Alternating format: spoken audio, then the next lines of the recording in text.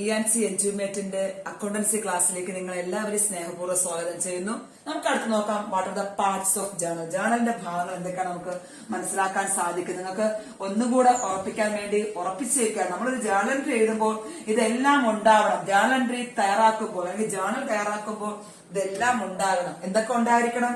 ഒന്നാമത്തേത് എന്താണ്? ഡേറ്റ്. നമ്മൾ ആദ്യം ഡേറ്റ് കോളം എഴുതുക. രണ്ടാമത്തേത് നമ്മൾ എഴുതുന്നത് ഡെബിറ്റ് അക്കൗണ്ട്. ഡെബിറ്റ് അക്കൗണ്ടിന്റെ പേര് എഴുതുക. അടുത്തത് മൂന്നാമത്തേത് ഡെബിറ്റ് എമൗണ്ട് എഴുതുക. ലെഡ്ജർ ഫോളിയോ നമുക്ക് ക്വസ്റ്റ്യൻ ഉണ്ടെങ്കിൽ പേജ് നമ്പർ അവിടെ എഴുതാവുന്നതാണ്. Debit amount. നാലാമത്തേത് നമുക്ക് ക്രെഡിറ്റ് അക്കൗണ്ട് എഴുതുക. ക്രെഡിറ്റ് അക്കൗണ്ട് എഴുതുക നമ്മള്. അഞ്ചാമത്തേത് ക്രെഡിറ്റ് എമൗണ്ട് എഴുതുക. ആറാമത്തേത് നറേഷൻ. ഇത്രയും ഒരു ജേണൽ എൻട്രിക്ക് അകത്ത് വന്നാൽ മാത്രമേ ഒരു ജേണൽ എൻട്രി കംപ്ലീറ്റ് ആവുകയുള്ളൂ. നമ്മൾ ആദ്യം ഡേറ്റ് എഴുതണം. ഡെബിറ്റ് അക്കൗണ്ട് ഏതാണെന്നോ അത് എഴുതുക. ഡെബിറ്റ് അക്കൗണ്ടിന്റെ അറ്റത്ത് ഡെബിറ്റ് അക്കൗണ്ട് ആണെന്ന് സൂചിപ്പിക്കാൻ വേണ്ടി DR എന്ന് എഴുതിയിരിക്കണം. ഡെബിറ്റ് എമൗണ്ട് എഴുതുക. അടുത്തത് ക്രെഡിറ്റ് അക്കൗണ്ട്. ഒരു ഡെബിറ്റ് അക്കൗണ്ട് തൊട്ട് താഴെ എഴുതരുത്, ഒരല്പ സ്ഥലം മാറ്റി എഴുതുക. ക്രെഡിറ്റ് അക്കൗണ്ട് 2 എന്നാണ് നമ്മൾ അവിടെ ആരംഭിക്കുന്നത്. ക്രെഡിറ്റ് എമൗണ്ട് എഴുതുക. ലാസ്റ്റ് നറേഷൻ ബ്രാക്കറ്റിനകത്ത് എന്താണ് ആ ട്രാൻസാക്ഷൻ പോയിന്റ് വരുന്നത് അല്ലെങ്കിൽ അതിനൊരു ബ്രീഫ് എക്സ്പ്ലനേഷൻ കൊടുക്കുന്നതാണ് നറേഷൻ.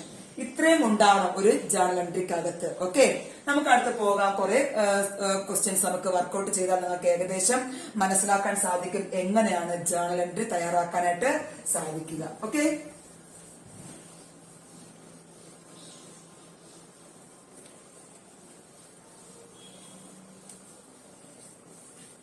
നമുക്ക് ഓരോ ട്രാൻസാക്ഷൻ എടുക്കാം.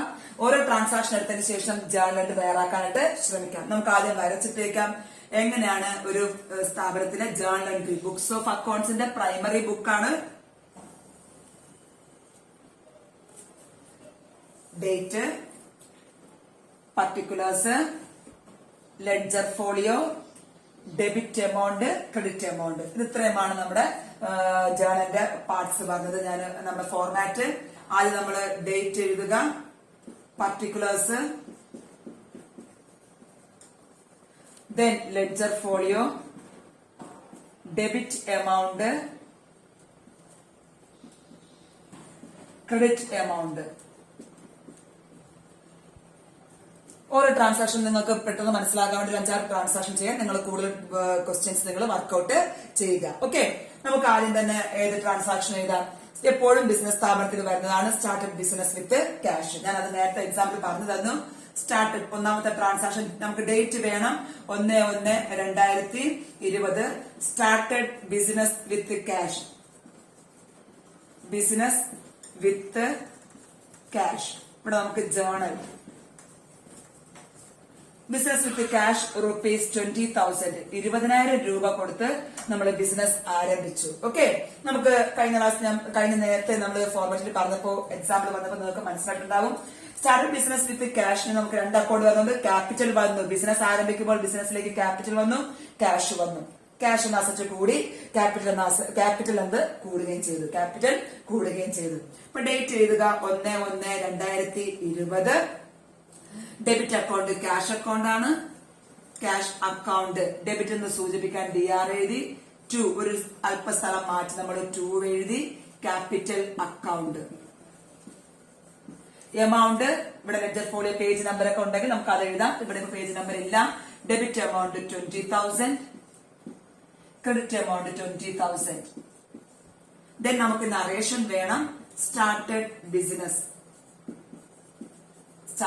Business with cash. ഇപ്പോഴാണ് ഒരു ജേണൽ എൻട്രി കംപ്ലീറ്റ് ആയത് അല്ലെ. നമുക്ക് രണ്ടാമത്തെ ട്രാൻസാക്ഷൻ നോക്കാം. രണ്ടാമത്തെ നിങ്ങൾക്ക് മനസ്സിലാകാൻ വേണ്ടി ക്വസ്റ്റ്യൻ ആണ്. രണ്ടാമത്തത് പർച്ചേസ്ഡ് ഫർണിച്ചർ ഫോർ ക്യാഷ്. സാധനം വാങ്ങിച്ചു, സാധനമല്ല മക്കളെ, ഫർണിച്ചർ വാങ്ങിച്ചു. Purchased furniture for cash. പൈസ കൊടുത്ത് ബിസിനസ്സിലേക്ക് ഫർണിച്ചർ എന്ന അസറ്റ് നമ്മൾ വാങ്ങി. അപ്പൊ അടുത്ത ട്രാൻസാക്ഷൻ 2/1/2020 പർച്ചേസ്ഡ് ഫർണിച്ചർ. ₹4 5,000 രൂപയ്ക്ക് നമ്മൾ ഫർണിച്ചർ വാങ്ങിച്ചു. ഓക്കെ, ഫർണിച്ചർ വാങ്ങിച്ചപ്പോഴേക്കും നമുക്ക് എങ്ങനെ എഴുതാൻ പറ്റും? ഡേറ്റ് ആദ്യം എഴുതുക. ഡേറ്റ് 2/1/2020. ഞാൻ കഴിഞ്ഞ ക്ലാസ്സിലൊക്കെ പറഞ്ഞിട്ടുണ്ടായിരുന്നു ഫർണിച്ചർ ഫിക്സഡ് അസറ്റ്സ് ആണ്. ഇപ്പൊ ഫർണിച്ചർ വാങ്ങുമ്പോൾ നമ്മുടെ ബിസിനസ് സ്ഥാപനത്തിലേക്ക് ഫിക്സഡ് അസറ്റ്സ് കൂടി. ഏതാണ്? ഫർണിച്ചർ എന്ന അസറ്റ് കൂടി. ദെൻ ക്യാഷ് കൊടുത്ത് നമ്മൾ പൈസ കൊടുത്താണ് വാങ്ങിയത് കൊണ്ട് നമ്മുടെ സ്ഥാപനത്തില് 5000 രൂപ കുറഞ്ഞു, ക്യാഷ് കുറഞ്ഞു, ക്യാഷ് എന്ന അസറ്റ് ഡിക്രീസ് ആയി. സോ നമുക്ക് ഡെബിറ്റ് ചെയ്യേണ്ട അക്കൗണ്ട് ഏതാണ്? ഫർണിച്ചർ. അസറ്റ് കൂടി, ഫർണിച്ചർ എന്ന അസറ്റ് ഇൻക്രീസ് ചെയ്തു. സോ ഫർണിച്ചർ അക്കൗണ്ട് നമ്മൾ ഡെബിറ്റ് ചെയ്തു. എത്ര രൂപയാണ്? 5000. ദെൻ അല്പം നമ്മുടെ സ്ഥാപനത്തിൽ നിന്ന് ക്യാഷ് എന്ന അസറ്റ് കുറഞ്ഞു. So to cash account, cash എന്ന അസറ്റ് കുറഞ്ഞു. എത്ര രൂപയാണ്? 5000. അപ്പൊ ഓരോ നേരെ എഴുതാൻ ശ്രമിക്കുക. ദെൻ നമുക്ക് ബ്രാക്കറ്റിൽ കൊടുക്കണം, നറേഷൻ കൊടുക്കണം. Purchased furniture, purchased furniture. അടുത്ത് നമ്മൾ നോക്കാൻ പോകുന്നത് എന്താണ്? Opened A bank account. നമ്മൾ ബാങ്ക് അക്കൗണ്ട് ഓപ്പൺ ചെയ്തു, അല്ലെങ്കിൽ ഒരു opened bank account in SBI. Okay, SBI നമ്മളൊരു ബാങ്ക് അക്കൗണ്ട് ഓപ്പൺ ചെയ്യാൻ പോവുകയാണ്. അപ്പൊ എങ്ങനെയാണ് നമുക്ക് അത് ട്രാൻസാക്ഷൻ എഴുതാൻ പോകുന്നത്? ബാങ്ക് അക്കൗണ്ട് ഓപ്പൺ ചെയ്യുമ്പോൾ നമ്മുടെ സ്ഥാപനത്തിലെ പൈസ എങ്ങോട്ടേക്ക് പോവുകയാണ്? അക്കൗണ്ടിലേക്ക് പോവുകയാണ്. ഓക്കെ, ഇപ്പൊ നമ്മൾ ഡെപ്പോസിറ്റ് ചെയ്യുമ്പോഴോ അക്കൗണ്ടിലേക്ക് നമ്മുടെ പണം, ബിസിനസ്സിലെ പണം ഡെപ്പോസിറ്റ് ചെയ്യുമ്പോൾ നമ്മുടെ ബിസിനസ്സിൽ നിന്ന് എവിടെ പോവുകയാണ്? പണം ബാങ്കിലേക്ക് പോവുകയാണ്. അപ്പൊ ബാങ്കിലെ അസറ്റ് കൂടുന്നു. നമ്മുടെ ബാങ്കിലെ ക്യാഷ് ബാങ്ക് എന്ന അസറ്റ് നമുക്ക് അവിടെ കൂടുന്നു. നമ്മുടെ ബിസിനസ് സ്ഥാപനത്തിലെ ക്യാഷ് അവിടെ കുറയുകയും ചെയ്യുന്നു. ഓക്കെ, ബാങ്കിലെ ക്യാഷിന്റെ എമൗണ്ട് കൂടുന്നു, ഡെപ്പോസിറ്റ് അളവ് കൂടുന്നു. ബാങ്ക് എന്ന അസറ്റ് കൂടുകയും ക്യാഷ്, നമ്മുടെ കൈവശമുള്ള ക്യാഷിന്റെ അളവ് കുറയുകയും ചെയ്യുന്നു. ഇപ്പൊ നമുക്ക് നോക്കാം. For example date 3/1/2020. Opened A bank account, opened A bank account for ₹10,000. 10,000 രൂപ കൊടുത്ത് നമ്മൾ ബാങ്കിൽ അക്കൗണ്ട് ഓപ്പൺ ചെയ്തു. ബാങ്ക് അക്കൗണ്ട് ഓപ്പൺ ചെയ്തപ്പോൾ ഞാൻ പറഞ്ഞു നമ്മുടെ കൈവശമുള്ള പൈസ എങ്ങോട്ടേക്ക് പോവാണ്? നമ്മുടെ അക്കൗണ്ടിലേക്ക് പോവുകയാണ്. അപ്പൊ ബാങ്കിലുള്ള നമ്മുടെ അസറ്റ് കൂടുകയാണ്, നമ്മുടെ ഇൻവെസ്റ്റ്മെന്റ് കൂടുകയാണ്. അവിടുത്തെ അസറ്റ് ക്യാഷ് ബാങ്ക് കൂടുന്നുണ്ട്, അത് അസറ്റ് ആണ്. അവിടുത്തെ അസറ്റ് കൂടുന്നു, പക്ഷെ നമ്മുടെ കൈവശമുള്ള ക്യാഷ് കുറയുന്നു. എങ്ങനെയായിരിക്കും നമ്മുടെ ജേർണൽ എൻട്രി എഴുതുക? നമുക്ക് ഇത് വരയിടുമ്പോഴേ ഇത് കംപ്ലീറ്റ് ആവത്തുള്ളൂ. അടുത്ത ഡേറ്റ് എഴുതുന്നു 3/1/2020. അവിടെ നമുക്ക് ഏത് അസറ്റ് കൂടി? ക്യാഷ് ബാങ്ക് അക്കൗണ്ടിലെ പൈസ കൂടി. സോ ബാങ്ക് അക്കൗണ്ടിൽ നമ്മൾ ഏതെങ്കിലും പേരുണ്ടെങ്കിൽ ആ പേര് എഴുതുക. ഇപ്പൊ SBI എന്നോ കാനറ ബാങ്ക് എന്നൊക്കെ ഉണ്ടെങ്കിൽ അതിന്റെ പേര് എഴുതുക. അപ്പൊ ബാങ്ക് അക്കൗണ്ട് നമുക്ക് കൂടി, ക്യാഷ് അവിടുത്തെ അസറ്റ് കൂടുന്നു. ബാങ്ക് അക്കൗണ്ട് നമ്മൾ ഡെബിറ്റ് ചെയ്യുന്നു, ഡെബിറ്റ്. ഓക്കെ, ഡെബിറ്റ് ചെയ്യുന്നു. നമ്മുടെ കൈവശമുള്ള ക്യാഷ് കുറയുന്നു. ടു ക്യാഷ് അക്കൗണ്ട്, നമ്മുടെ കൈവശമുള്ള ക്യാഷിന്റെ അസറ്റ് കുറയുകയാണ്. ക്യാഷ് അക്കൗണ്ട്, അക്കൗണ്ട് എപ്പോഴും എഴുതാൻ മറക്കരുത്. Cash account. എത്ര രൂപയാണ് ബാങ്ക് അക്കൗണ്ട് ഓപ്പൺ ചെയ്തപ്പോൾ നമ്മൾ ഡെപ്പോസിറ്റ് ചെയ്തത്? 10,000. ഡെബിറ്റ് എമൗണ്ട് എഴുതുക, ക്രെഡിറ്റ് എമൗണ്ട് എഴുതുക. Narration opened A bank account, bank account. Narration കഴിഞ്ഞു. വരയിടുമ്പോഴേക്കും നമുക്ക് എന്താണ്? അവിടെ ജേർണൽ എൻട്രി കംപ്ലീറ്റ് ആയി കഴിഞ്ഞു. നമുക്ക് വേറൊരു എക്സാമ്പിളിലോട്ട് പോകാം. ഓരോ എക്സാമ്പിൾ ക്വസ്റ്റ്യൻ നിങ്ങൾ കൃത്യമായിട്ട് എഴുതി വെക്കുക. അടുത്ത എക്സാമ്പിൾ നമ്മൾ പോവുകയാണ്. അടുത്തത് പെയ്ഡ് സാലറി. ഡേറ്റ് നമുക്ക് ഏത് കൊടുക്കാം? 5/1/2020. പെയ്ഡ് സാലറി, സാലറി കൊടുത്തു. Paid salary rupees 2,500. 2,500 രൂപ സാലറി കൊടുത്തെന്ന് വെച്ചോളൂ. ഇങ്ങനെ ഒരു എക്സ്പെൻസ് ഉണ്ടായി നമ്മുടെ ബിസിനസ് സ്ഥാപനത്തിലേക്ക്. സാലറി എന്ന എക്സ്പെൻസ് ഉണ്ടായി. എന്തായിരിക്കും ജേർണൽ എൻട്രി? സാലറി കൊടുക്കുമ്പോഴേക്കും എക്സ്പെൻസ് കൂടുന്നു, ക്യാഷ് എന്ന അസറ്റ് നമുക്ക് അവിടെ കുറയുകയും ചെയ്യുന്നു. അപ്പൊ നമുക്ക് ഈ നമുക്ക് ഇപ്പൊ നിങ്ങൾക്ക് ഏകദേശം മനസ്സിലാവും ഇതിൽ ഏതൊക്കെ അക്കൗണ്ട് വരും? Salary account, expense. Okay, expense കൂടുന്നു, ക്യാഷ് കുറയുന്നു, ക്യാഷ് അക്കൗണ്ടിനെ ക്രെഡിറ്റ് ചെയ്യുക, അസറ്റ് കുറഞ്ഞു. ഓക്കെ, നമുക്ക് അത് എഴുതാം. എങ്ങനെയാണ് ഈ ജേർണൽ എൻട്രി നമ്മൾ റെക്കോർഡ് ചെയ്യുന്നത്? ഇപ്പൊ ഏകദേശം നിങ്ങൾക്ക് മനസ്സിലായി എന്ന് വിചാരിക്കുന്നു എങ്ങനെയാണ് ട്രാൻസാക്ഷൻസ് റെക്കോർഡ് ചെയ്യപ്പെടേണ്ടതെന്ന്. കുറെ ക്വസ്റ്റ്യൻസ് സ്വന്തമായിട്ട് തന്നെ നിങ്ങൾ ഓരോ ട്രാൻസാക്ഷൻസ് എഴുതി ജേർണൽ എൻട്രി എഴുതാൻ ശ്രമിക്കുക. എങ്കിൽ നിങ്ങൾക്ക് ഒരിക്കലും അത് മറക്കാൻ സാധിക്കില്ല. ഓക്കെ, നമുക്ക് നോക്കാം എങ്ങനെയാണ് ജേർണൽ എൻട്രി. പെയ്ഡ് സാലറി ആദ്യം ഡേറ്റ് എഴുതുന്നു 5/1/2020. എന്താണ്? സാലറി കൊടുത്തപ്പോഴേക്ക് സാലറി എന്ന എക്സ്പെൻസ് കൂടി, എക്സ്പെൻസ് ഇൻക്രീസസ്, ഡെബിറ്റ് ചെയ്യുക. അപ്പോ സാലറി അക്കൗണ്ട് നമ്മൾ ഡെബിറ്റ് ചെയ്യുന്നു. എത്ര രൂപയാണ്? 2,500. ദെൻ 2 ഏത് അക്കൗണ്ടാണ് ക്രെഡിറ്റ് ചെയ്യേണ്ടത്? ക്യാഷ് എന്ന അസറ്റ് കുറഞ്ഞു, ടു ക്യാഷ് അക്കൗണ്ട്. എത്ര രൂപയാണ് ക്രെഡിറ്റ് എമൗണ്ട്? 2500. നറേഷൻ എഴുതുക, പെയ്ഡ് സാലറി. നമ്മുടെ ട്രാൻസാക്ഷൻ ക്ലോസ് ചെയ്യുക. ദെൻ അടുത്ത ട്രാൻസാക്ഷൻ ഞാൻ പറയാൻ പോകുന്നത്, നമ്മൾ കുറച്ച് സാധനം കടമായിട്ട് വാങ്ങിച്ചു. Purchased goods 6/1/2020 purchased goods from okay, മാറിപ്പോയത് ഗുഡ്സ് ആണ്, സാധനങ്ങളാണ് വാങ്ങുന്നത്. അപ്പൊ purchased goods from Mohan and company. നമ്മൾ സാധനം കടമായിട്ട് വാങ്ങിച്ചു 1000 rupees. 1000 rupeesന് സാധനം കടമായിട്ട് വാങ്ങിച്ചു. സാധനങ്ങൾ കടമായിട്ട് അല്ലെങ്കിൽ ചരക്കുകൾ ഗുഡ്സ് വാങ്ങിച്ചു. പണ്ട് ഞാൻ കഴിഞ്ഞ ക്ലാസ്സിലൊക്കെ പറഞ്ഞു, പർച്ചേസ്ഡ് ഗുഡ്സ് അത് സ്ഥാപനത്തിന്റെ പർച്ചേസസ് അസറ്റ്സ് ആണ്. ഓക്കെ, ബിസിനസ് സ്ഥാപനത്തിന്റെ പർച്ചേസ്ഡ് ഗുഡ്സ് എന്ന് പറഞ്ഞാൽ സ്ഥാപനത്തിന്റെ എക്സ്പെൻസ് ആണ്. നമ്മുടെ സ്ഥാപനത്തിലെ എക്സ്പെൻസ് കൂടുന്നു. നമ്മൾ പർച്ചേസ്ഡ് ഫർണിച്ചർ അല്ലെങ്കിൽ പർച്ചേസ്ഡ് മെഷീനറി, ഫിക്സഡ് അസറ്റ്സ് എന്ന് പറയണമെങ്കിൽ നമ്മൾ പർച്ചേസ് എന്നല്ല എഴുതുന്നത്, അവിടെ എഴുതുന്നത് ആ അസറ്റിന്റെ പേരായിരുന്നത്. ഇവിടെ നമ്മൾ ഗുഡ്സ് ആയതുകൊണ്ട് അതൊരു സ്ഥാപനത്തിന്റെ എക്സ്പെൻസ് ആണ്. പ്രത്യേകിച്ച് ഏത് ഗുഡ്സ് ആണ് നമുക്ക് പറയാത്തതുകൊണ്ട് നമ്മൾ എഴുതുന്നത് പർച്ചേസ് അക്കൗണ്ട്. പർച്ചേസ്ഡ് ഗുഡ്സ് വരുമ്പോൾ എപ്പോ ഓർമ്മിക്കാം? പർച്ചേസസ് എന്ന എക്സ്പെൻസ് ആണ് കൂടുതൽ. സോ പർച്ചേസ്ഡ് അക്കൗണ്ട് ഡെബിറ്റ് ചെയ്യണം. ഓക്കെ, നമ്മളിപ്പോ വാങ്ങിയിരിക്കുന്നത് കടത്തിനാണ്. ഒരാളുടെ പേര് പറയുന്നുണ്ട് ഇവിടെ, മോഹൻ ആൻഡ് കമ്പനി എന്നാണ് നമ്മൾ സാധനം വാങ്ങിയിരിക്കുന്നത്. അപ്പൊ മനസ്സിലാക്കുക, ഓൺ ക്രെഡിറ്റ് ആണ്. നമ്മൾ സാധനം കടമായിട്ട് മോഹൻ ആൻഡ് കമ്പനിന്ന് വാങ്ങിച്ചു. അപ്പൊ അവിടെ ഒരു ലയബിലിറ്റി ഉണ്ടാകുന്നു. മോഹൻ ആൻഡ് കമ്പനിക്ക് നമ്മൾ പൈസ കൊടുക്കണം. എത്ര രൂപ? 1000 രൂപ കൊടുക്കാനുണ്ട്. സോ മോഹൻ ആൻഡ് കമ്പനിക്ക് നമ്മുടെ ക്രെഡിറ്റേഴ്സ് ആണ് മോഹൻ ആൻഡ് കമ്പനി, ലയബിലിറ്റി ആണ്. ഇവിടെ നമുക്ക് എക്സ്പെൻസും കൂടി ലയബിലിറ്റിയും കൂടി. എക്സ്പെൻസ് കൂടിയാൽ എക്സ്പെൻസ് അക്കൗണ്ടിനെ ഡെബിറ്റ് ചെയ്യുക, ലയബിലിറ്റി കൂടിയാൽ ലയബിലിറ്റി അക്കൗണ്ടിനെ ക്രെഡിറ്റ് ചെയ്യുക എന്നാണ് നമ്മൾ പഠിച്ചത്. സോ നമുക്ക് ജേർണൽ എഴുതാം. 6/1/2020 എന്താണ്? Purchased goods from Mohan and company. ഞാൻ പറഞ്ഞു, പർച്ചേസ്ഡ് ഗുഡ്സ് വരുമ്പോൾ എപ്പോഴും പർച്ചേസസ് അക്കൗണ്ട് ഡെബിറ്റ് ചെയ്യുക. Purchases account debit. Then amount എത്രയാണ്? 1000. അടുത്ത നമ്മൾ ക്രെഡിറ്റ് അക്കൗണ്ട് ഞാൻ പറഞ്ഞു, മോഹൻ ആൻഡ് കമ്പനി നമ്മൾ പൈസ കൊടുക്കേണ്ടതാണ്. ടു ഒരു അല്പ സ്ഥലം ഇട്ട് എഴുതാവൂ, to Mohan and company. Mohan and കമ്പനിക്ക് നമ്മൾ പൈസ കൊടുക്കാനുണ്ട്. ക്രെഡിറ്റർ ആണ്, ലയബിലിറ്റി ആണ്, 1000 rupees. ഓക്കെ, ദെൻ നമ്മൾ അതിന്റെ നറേഷൻ എഴുതുന്നു. Purchased goods from Mohan and company. Purchased goods from Mohan and company. കഴിഞ്ഞു, നമ്മളത് പറഞ്ഞു കഴിഞ്ഞു. ദെൻ അടുത്തൊരു ട്രാൻസാക്ഷൻ നമുക്ക് എഴുതാം. നമ്മൾ പെയ്ഡ് റെന്റ് ബൈ ചെക്ക്. നമ്മള് എന്താണ് റെന്റ് കൊടുത്തു.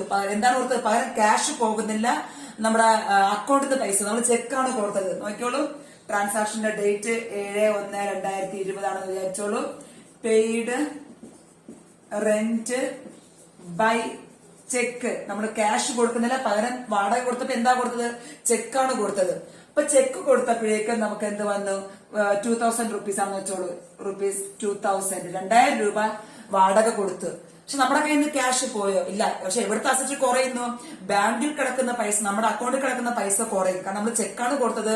ആ ലാൻഡ് ലോഡ് ബാങ്കിൽ കൊണ്ടുപോയി ചെക്ക് സമർപ്പിക്കുമ്പോൾ നമ്മുടെ അക്കൗണ്ടിൽ നിന്നാണ് പൈസ പോകുന്നത്. സോ നമ്മൾ ചെക്ക് കൊടുക്കുമ്പോൾ എവിടുത്തെ പൈസ കുറയുന്നത്? ബാങ്ക് അക്കൗണ്ടിലെ പൈസ, നമ്മുടെ പൈസ കുറയും. ബാങ്കിലെ അസറ്റ് നമ്മുടേത് കുറയുന്നുണ്ട്. സോ നമുക്കിവിടെ വരുന്ന അക്കൗണ്ടില് റെന്റിന് എക്സ്പെൻസ് കൂടി, ചെക്ക് ആയതുകൊണ്ട് ബാങ്കിലെ എമൗണ്ട്, ബാങ്ക് എന്ന അസറ്റ് കുറയുകയും ചെയ്യുന്നു. റെന്റിന് എക്സ്പെൻസ് കൂടി, ബാങ്ക് എന്ന അസറ്റ് കുറഞ്ഞു. സോ എക്സ്പെൻസ് കൂടിയാൽ ഡെബിറ്റ് ചെയ്യുക, അസറ്റ് കുറഞ്ഞാൽ ക്രെഡിറ്റ് ചെയ്യുക. എങ്ങനെയായിരുന്നു നമ്മള്? ഡേറ്റ് 7/1/2020 റെന്റ് അക്കൗണ്ട് ഡെബിറ്റ് ചെയ്യുക. Rent account debit. ദെൻ ഞാൻ എത്ര രൂപയാണ് ഡെബിറ്റ് ചെയ്യേണ്ടത്?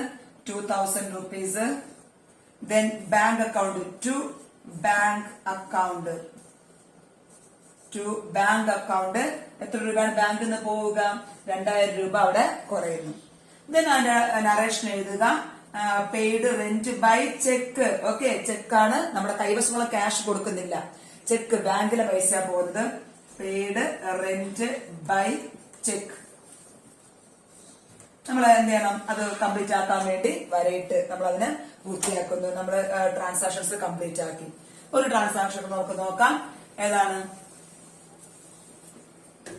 8/1/2020 sold goods for cash. Sold goods for cash അല്ലെങ്കിൽ ക്യാഷ് സെയിൽസ് എന്നും വരും. ഈ ട്രാൻസാക്ഷൻ നമുക്ക് ചിലപ്പോ ക്യാഷ് സെയിൽസ്, അതായത് വിൽപ്പന നടത്തി, സാധനം വിറ്റു, പകരം പൈസ നമ്മുടെ സ്ഥാപനത്തിലേക്ക് വന്നു. എത്ര രൂപയാണ്? 5,000 ആണെന്ന് വെച്ചോളൂ. 5,000 രൂപയുടെ സാധനം വിറ്റു. Sold goods. ഓക്കെ, സാധനം വിറ്റു. ഇപ്പൊ ഞാൻ കഴിഞ്ഞ ഇതിലൊക്കെ പറഞ്ഞിരുന്നു, സാധനം വിൽക്കുമ്പോൾ എന്താണ്? വിൽക്കുമ്പോൾ സെയിൽസ് അക്കൗണ്ടിനെ ക്രെഡിറ്റ് ചെയ്യണം, വാങ്ങുമ്പോൾ പർച്ചേസ് അക്കൗണ്ടിനെ ഡെബിറ്റ് ചെയ്യണം. പർച്ചേസസ് എക്സ്പെൻസ് ആണ്, സെയിൽസ് ഇൻകം ആണ്. അപ്പൊ നമ്മുടെ ബിസിനസ് സ്ഥാപനത്തിൽ സെയിൽസ് എന്ന വരുമാനം, വിൽപ്പനയിലൂടെ നമ്മുടെ ബിസിനസ്സിലേക്ക് പണം വന്നു, ക്യാഷ് വന്നു. ഓക്കെ, അപ്പൊ നമ്മുടെ ക്യാഷ് എന്ന അസറ്റ് കൂടുകയും ദെൻ ഇൻകം ഇൻക്രീസസ്. ഏത് ഇൻകമാണ് ഇൻക്രീസ് ചെയ്തത്? സെയിൽസ് എന്ന ഇൻകം ഇൻക്രീസ് ചെയ്തു. അപ്പോൾ അസറ്റ് ഇൻക്രീസ് ചെയ്തു, ഇൻകം ഇൻക്രീസ് ചെയ്തു. അസറ്റ് കൂടുമ്പോൾ അസറ്റ് അക്കൗണ്ടിനെ ഡെബിറ്റ് ചെയ്യുക. ഇൻകം ഇൻക്രീസ് ചെയ്യുമ്പോൾ ഏതാണോ ഇൻകം ഇൻക്രീസ് ചെയ്തത് അതിനെ ക്രെഡിറ്റ് ചെയ്യുക. അപ്പൊ നമുക്കിവിടെ ക്യാഷ് എന്ന അസറ്റ് വന്നു. നമുക്ക് വിൽപ്പനയിലൂടെ നമ്മുടെ ബിസിനസ്സിലേക്ക് എത്ര രൂപ വരുമാനം വന്നു? 5,000 വന്നു. അപ്പൊ ക്യാഷ് കൂടി. അപ്പൊ ക്യാഷ് കൂടിയപ്പോഴേക്കും ക്യാഷ് അക്കൗണ്ട് നമ്മൾ ഡെബിറ്റ് ചെയ്യും. എന്താണ്? സോൾഡ് ഗുഡ്സ്, വിൽപ്പനയിലൂടെ, സെയിൽസിലൂടെയാണ് വന്നത്. അപ്പൊ സെയിൽസ് എന്ന ഇൻകം ആണ് ഇൻക്രീസ് ചെയ്തത്. സോ സെയിൽസ് നമ്മൾ എന്ത് ചെയ്യുന്നു? ക്രെഡിറ്റ് ചെയ്യുന്നു. കാരണം ഇൻകം ഇൻക്രീസ് ആകുമ്പോൾ ക്രെഡിറ്റ് ചെയ്യണം. നമ്മൾ പഠിച്ചത് എങ്ങനെ റെക്കോർഡ് ചെയ്യും? നമ്മള് ഡേറ്റ് എഴുതുക,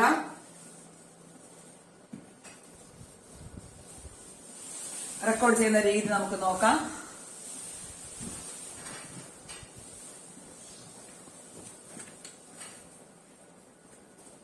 റെക്കോർഡ് ചെയ്യുന്ന രീതി, ഡേറ്റ് 8/1/2020 സോൾഡ് ഗുഡ്സ്, വിൽപ്പന നടത്തി, സാധനം വിറ്റു. ഓക്കെ, നമ്മുടെ ബിസിനസ് സ്ഥാപനത്തിൽ നിന്ന് സാധനങ്ങളാണ് വിറ്റത്, ക്യാഷിനാണ് വിറ്റത്. അപ്പൊ ക്യാഷ് വരുന്നു, ബിസിനസ്സിലേക്ക് ക്യാഷ് വരുന്നു.